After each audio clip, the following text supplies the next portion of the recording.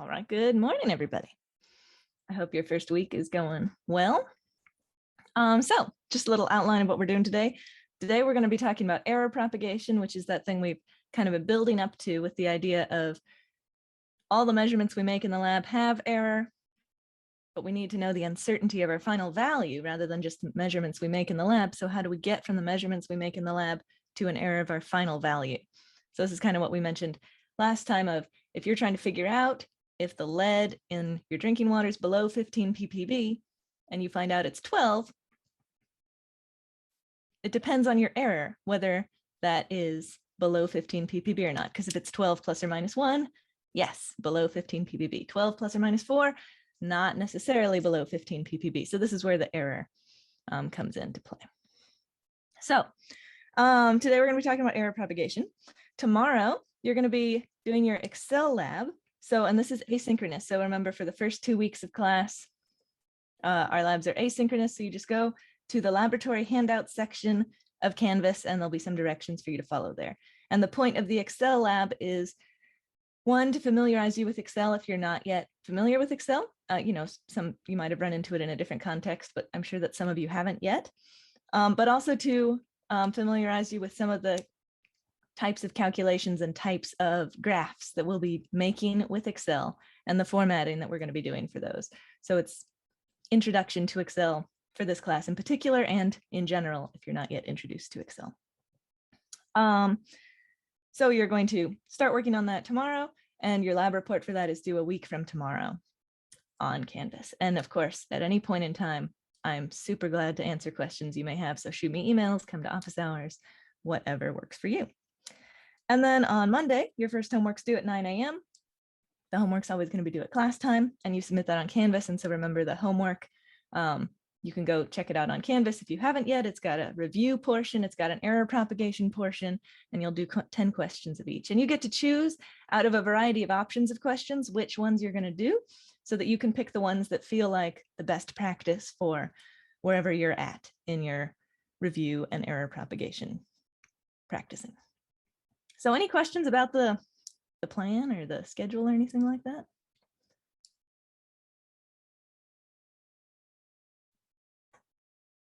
Well, if you think of them later, let me know. So today what we're going to do, we're going to be doing error propagation in the form of doing a worksheet as group.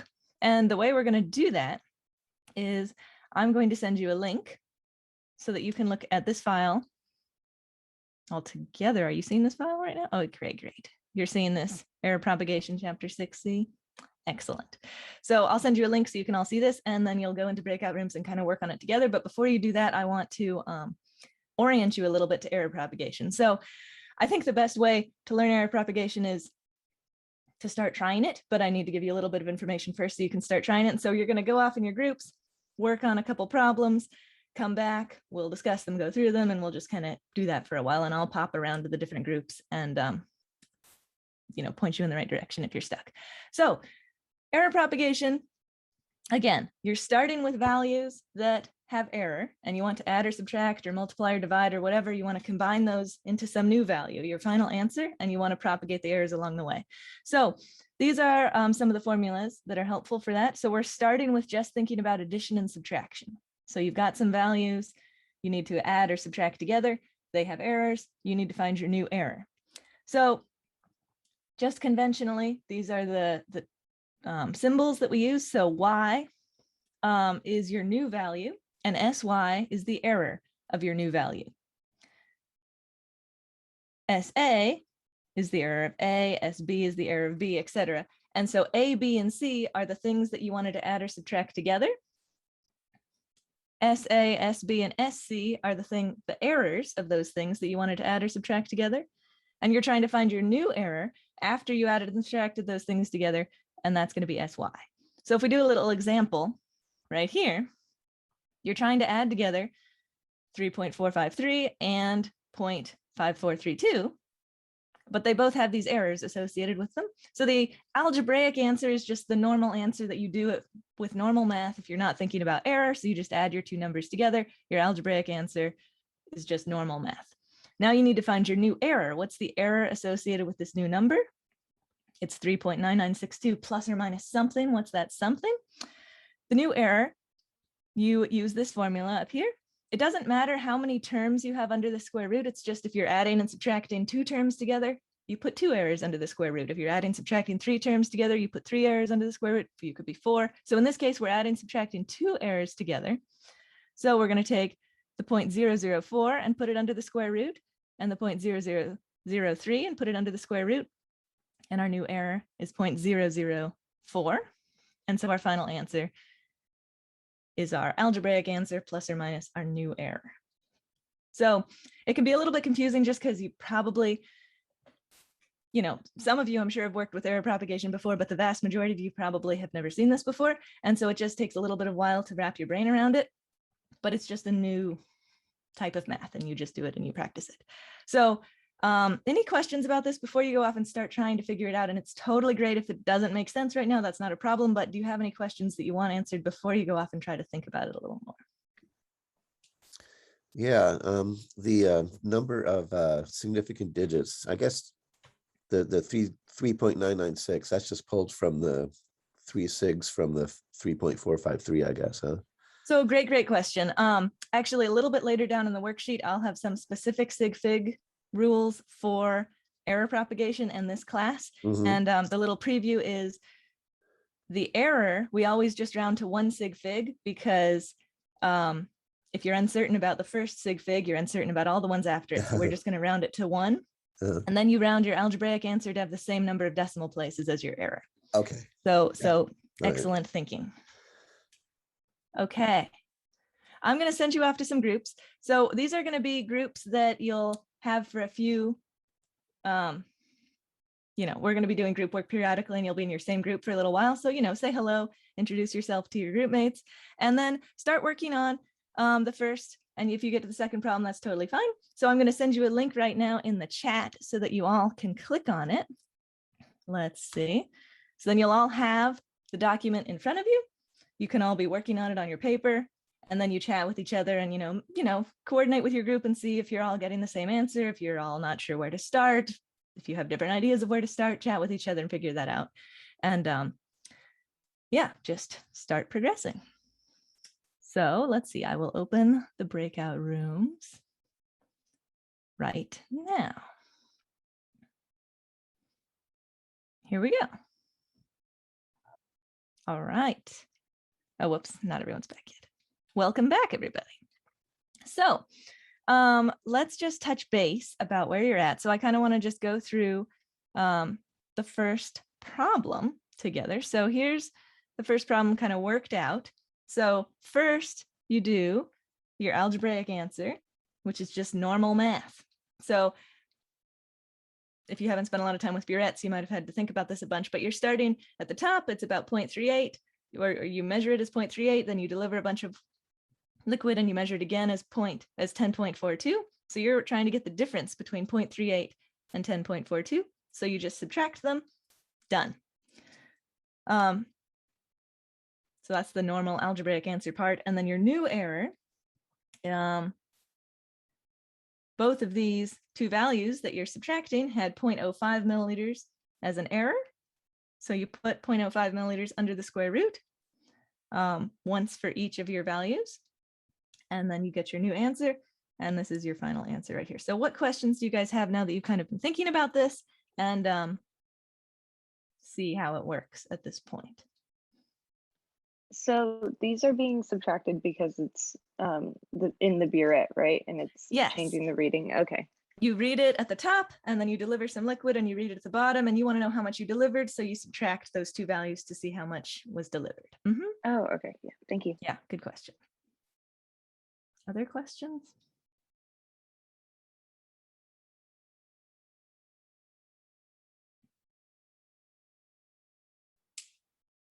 Cool. So let's also talk about the second question while we're here. So second question, this weighing by difference thing. So that's a similar concept where we're going to put something on the balance, weigh it, take a little bit of powder off, weigh it again, and subtract those two values to figure out how much powder we've taken out of our weighing bottle. And that's just a common way to do it because it's really best if you're weighing really small amounts to have your small weighing bottle on the balance rather than your big beaker on the balance. So anyway, once again, we have two values that have error, our measurements on the balance, and we're subtracting them to get the value we actually want, which is how much powder have we weighed out. So in this case, we aren't given enough information to have an algebraic answer, but you can still find the new error. So in this case, I put this part in parentheses because I thought it might be helpful for some of you. You can think of it as we have some number that we weighed. We don't know what it is. We haven't been told, but we know that it has plus or minus 0.1 milligrams. And then we have some other number that we weighed, plus or minus 0.1 milligrams, and we're subtracting them. So we take both of these errors, we put them in our addition, subtraction, error propagation formula. We get an answer, which you're going to get, a bunch of digits. And then the rounding part is the next part of the worksheet that you guys will get to right after this question if you haven't gotten there yet. And you'll round it to 1 sig fig. So that's your final answer. So anything that you weigh by difference on this analytical balance is going to have 0.1 milligrams error after you round it, 0.1414 really, with all the digits. So questions about these kind of calculations at this point? I just have a question in general. Who determines what the error is for these devices? Great question.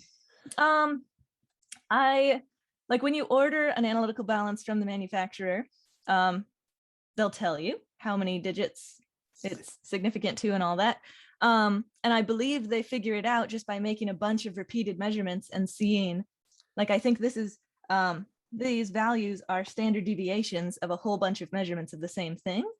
Oh, okay. And so your burette, if you're trying to figure out your burette error, you do a similar thing, but you would weigh the amount of water, because balances are, you would have a balance that you know really well, and you would weigh how much water you're delivering and deliver the same amount of water multiple times and get a standard deviation of that. That makes sense. Yeah. Cool. Good question. Other questions at this point? All right, so I'm going to send you back to your groups. And this is the first time we're doing groups, and it's 9 a.m. and stuff, but really try to take advantage of your groups. So what you should be doing in your groups is you should get in your groups. You should say, hey, here's what I did for number 2. Or what did you guys do for number 2? So just be sure to chat with each other. The point of the group work is really for you to exchange information and try to figure it out, not just all by your onesies. So give it a shot, and here we go. Back to breakout rooms to carry on. Oh, here it is. Okay, great. So just as a little recap, you have the answers down below, but I just wanted to touch base with you but just to make sure it's making sense. So just to recap, you round the error to 1 sig fig. So in this case, the 0 doesn't count. That's just telling you a placeholder for what digit we first have information about. And the first digit we have information about is this 2. So that's our first sig fig. That's our 1 sig fig that we're going to round our error to. And then we're going to round our algebraic answer, the value associated with that error, to the same number of decimal places. And then we do the same thing over here. In this case, we don't have any decimal places because the first value is 5. And so we're going to round to 0 decimal places, to the 1s digit for the number of grains here. And then I just wanted to emphasize this scientific notation thing, where the way that you write values with error in scientific notation is you just put the scientific notation once, and it applies to both the value and the error. And so then the rounding is basically the exact same thing you've been doing. You just throw on that scientific notation at the end as well. So questions about the rounding from anybody?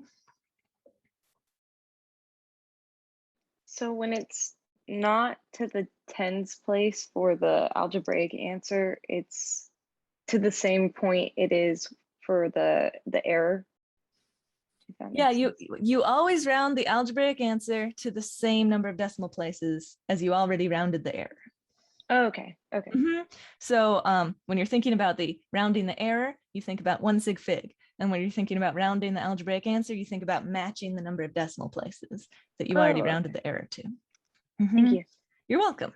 And so this is the way we're going to be doing rounding all the time in this class. If you have any kind of error, which includes propagated error, but it also includes standard deviation and stuff like that, that we're always going to be rounding to 1 sig fig. This isn't universal. Some people write error with multiple decimal places, but we're the argument against that is if you're uncertain about that digit, you're uncertain about all the ones after that, so we won't mention them.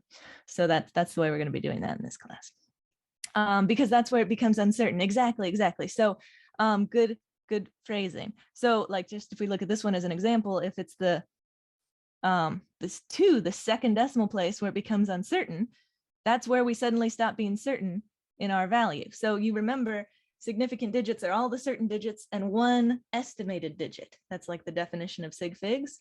And so we're certain about this 5, but we've estimated the 3. And we know we've estimated the 3 because that's where our error starts to be, that's where we start to have error. So yeah, good phrasing there, Elizabeth. All right.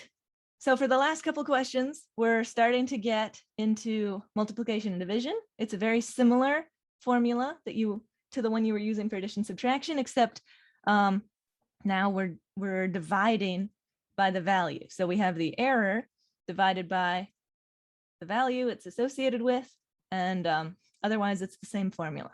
So this y is your algebraic answer, your new answer, and this sy is what you're trying to find.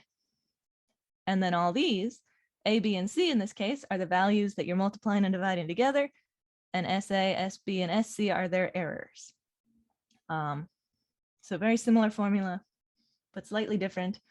So anyway, if you haven't yet started on 4, start thinking about that. I'll send you back to your groups. Any questions before you go back to your groups? Yeah. Sorry, just No, chatting totally. today. That's great. So sy over y, so does that mean sy equals y times that Yes. radical? And it's very, very easy to forget, but you need to, you find all the square root thing, and then you have to multiply it by y to actually get the error that you're looking for. Okay. Good point. And just like with addition subtraction, and you're probably still feeling this out, but it doesn't matter how many things you multiply and divide together, you just put each one of them under the square root. So in this case, we have an example where we had A, B, and C that we multiplied or divided together, but it could be A, B, C, and D we multiply and divide together, or it could just be A and B. It could be any number of things that you multiply and divide together that have error associated with them. You just put them all under the square root like this. All right. Good luck carrying on. Here you go. Hey guys, I just wanted to bring you back to just touch base and make sure we're on the same page with number 4. So number 4, I just have it all written out here. First, you find your algebraic answer, just doing the math normally, like so. Sy is your new error, and you're trying to find that. So here is the formula. You start plugging in. 0.1 is the error of 0.35. 0.3 is the error of 7.2. I recommend including the units as you're writing this out, just because it's really easy to accidentally put milliliters over liters or something like that, and then the units don't cancel and your error is completely wrong. So I recommend just writing them in as you're going along. This value is unitless because all the units canceled, but then you are trying, that equals sy over y. You're trying to find sy, which is your error. So you take your algebraic answer and the number you just found and multiply them together. The algebraic answer brings back in the units that you want, and then you're done. You round appropriately. I usually like to write out the whole answer with a bunch of decimal places in case I need to use that for more calculations later. You know, it's always best to round at the end. And then also to write it rounded, you can do, so that's just why I'm writing it like this. So questions on the multiplication division thing? Anybody? Are these PDFs of like your handwritten work going to be on Canvas? Yes, exactly. So we're going to have, there's going to be an in-class worksheet section of Canvas, and it'll have the worksheet and this fully written out answers. And these are all for you to practice. You're not going to hand it in or anything like that. It's your practice. So yes, Okay, sweet. Thank you so much. you're welcome. I had a question on how to find the error for number 5. Great. What's that? So I was able to find the algebraic expression with the M1V1, but I'm confused on how you got the 0.02 at the end. All right. Yeah, let's go through it because we're kind of at the end of the class. So we'll go through it together. So 5 is an M1V1 equals M2V2 dilution formula, which is part of your review homework assignment. If you are feeling shaky on that. So concentration and volume before dilution, concentration of volume after dilution. You set it up like this. I like to set it up with just putting all the errors in there. And you find your algebraic answer like so. What's wrong? Okay, so then you go, so you find your algebraic answer just by doing the normal math, but you do have to figure out how to do the dilution formula. And we're going to be doing lots of dilution formulas, so it's totally worth your time to get really primed on dilution formulas. Then you go ahead and you say, okay, so you plug it into your SY over Y formula, your multiplication, division, error propagation formula. You put your 3 terms under the square root because you've got 3 terms that you're multiplying, dividing together that have error. You get a number. This is potentially what you forgot, Ian, I don't know, but it's an easy thing to forget is to multiply that value by your concentration. Yep.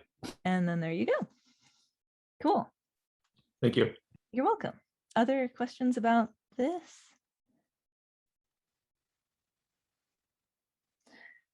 So we're in the last few minutes of class. So I just want to mention the last question, which is mixed operations. So basically the situation is if you have addition, subtraction, and multiplication, division, you can't just put them into one formula because addition, subtraction has one formula and multiplication, division has another formula. So you have to do them in steps. So number 6 is a mixed operation where you have to do them in steps.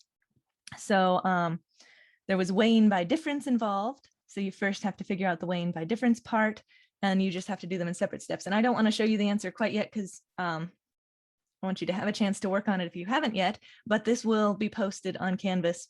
So give it a shot and check out the answer and make sure you're feeling good. And we're going to be doing lots of stuff with error propagation. Error propagation keeps coming up because we do an error analysis for all of our laboratory experiments. So you're going to be getting your laboratory data and then figuring out the error of your final answer with error propagation. Yes, Laura.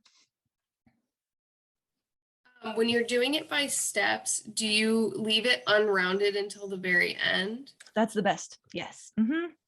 Totally. Thank you. Especially because we're rounding to 1 sig fig, so you lose so much information.